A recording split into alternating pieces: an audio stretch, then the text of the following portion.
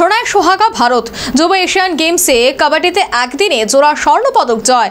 বাহরিনে বিজয় উল্লাস টিম ইন্ডিয়ার। বাহরিনে সম্পূর্ণ হলো তৃতীয় এশিয়ান অনূর্ধ্ব 18 কাবাডি প্রতিযোগিতা।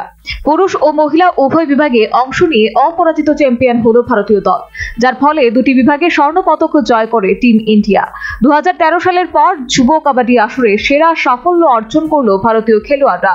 শনিবার মেয়েদের ফাইনালে ভারতীয় দল একতরফাভাবে 75-21 পয়েন্টের ব্যবধানে ইরানকে হারিয়ে খেতাব জয় করে।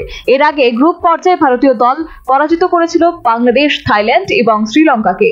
অন্যদিকে ছেলেদের রুদ্ধশ্বাস ফাইনালেও ভারতীয় দল 35-32 পয়েন্টের ব্যবধানে ইরানকে হারিয়ে স্বর্ণ পদক জয় করে। তবে তার আগে ভারতীয় দল গ্রুপ লিগে পরাস্ত করেছিল বাংলাদেশ, শ্রীলঙ্কা, পাকিস্তান, ইরান এবং বাহরিনকে। তবে দীর্ঘ এক দশক পর ভারতীয় খেলোয়াড়দের এই জয় আত্মবিশ্বাস এবং সংহতির পরিচয় বলে মনে করছেন প্রাক্তন খেলোয়াড়রা। Bureau report, news vanguard.